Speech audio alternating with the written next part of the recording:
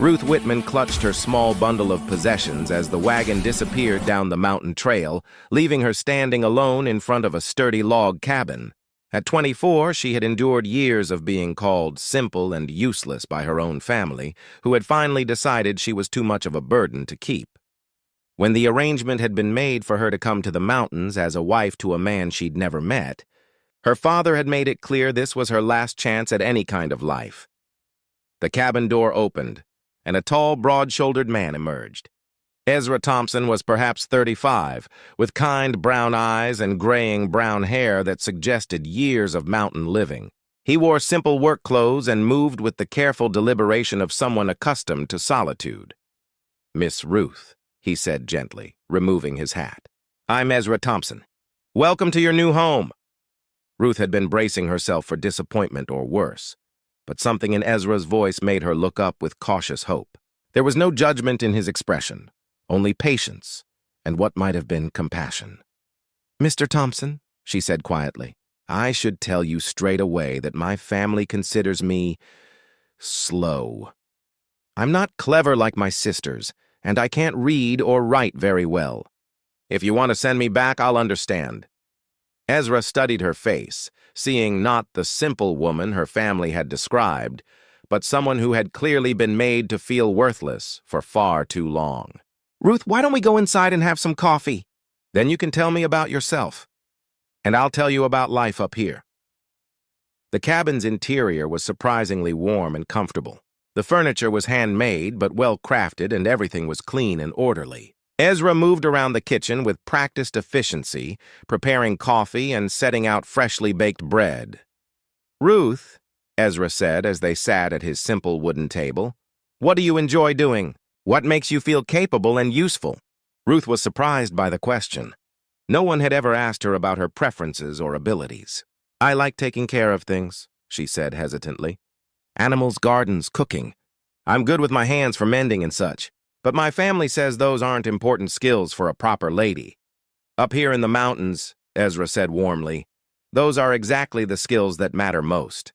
I've been living alone for 8 years, and while I can manage, I'd value having a partner who understands how to make a house into a home." Over the following days, Ruth discovered that Ezra had spoken the truth. He wasn't looking for a sophisticated wife to impress neighbors or manage social obligations. He needed a true partner who could share the work of mountain living and appreciate the peace and beauty of their isolated valley. Ruth proved to be far more capable than her family had ever acknowledged. She had an intuitive understanding of plants and animals, quickly learning to tend Ezra's vegetable garden and care for his small flock of chickens and goats. Her cooking, simple but hearty, transformed their meals from mere sustenance to genuine comfort. Most surprisingly, Ezra never made her feel inadequate about her limitations with reading and writing. Instead, he quietly began teaching her in the evenings, patiently helping her sound out words from his few books and showing her how to write letters and numbers. "You're not slow, Ruth," he told her one evening as she successfully read an entire page from his almanac. "You learn differently than some people, but you learn thoroughly. And you understand things about living and caring that many educated people never figure out." As autumn approached, Ezra made an announcement that surprised Ruth. "I've been thinking about building an addition to the cabin, a proper bedroom for you, and maybe a larger kitchen area where you'd have more space for your cooking and preserving." Ruth looked up from the quilt she was mending. "Ezra, you don't need to do that for me. I'm grateful for what you've already provided."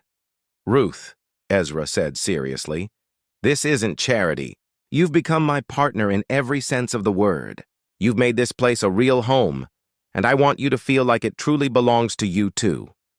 The addition took most of the fall to complete, with Ruth helping however she could. She proved surprisingly good at thinking through practical problems, suggesting improvements to Ezra's plans that made the new spaces more functional and comfortable.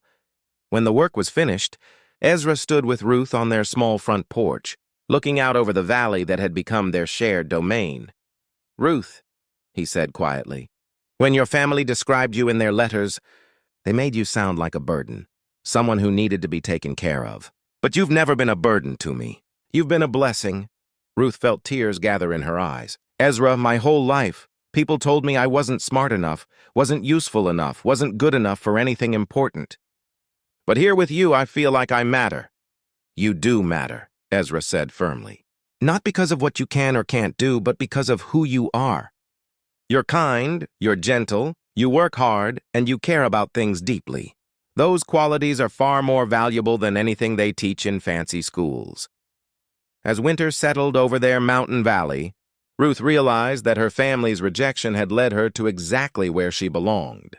The life that had seemed like exile had become a sanctuary where her natural abilities were valued and her limitations were irrelevant. One snowy evening, as they sat by the fire with Ruth reading aloud from a letter they'd received from town, Ezra reached over and took her hand.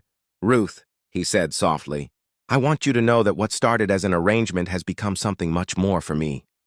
You're not just the woman who came to help with my household.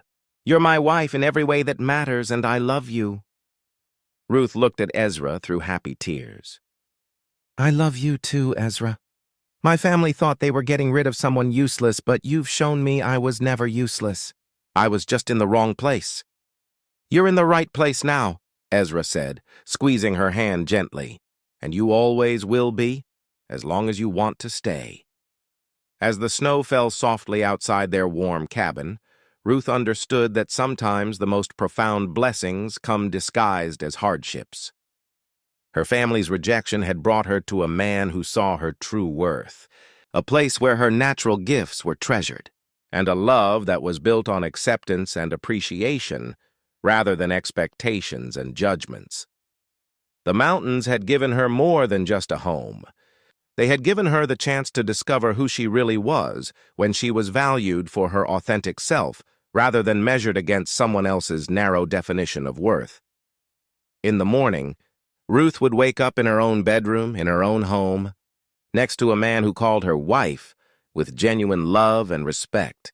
And for the first time in her life, she would know with absolute certainty that she was exactly where she belonged.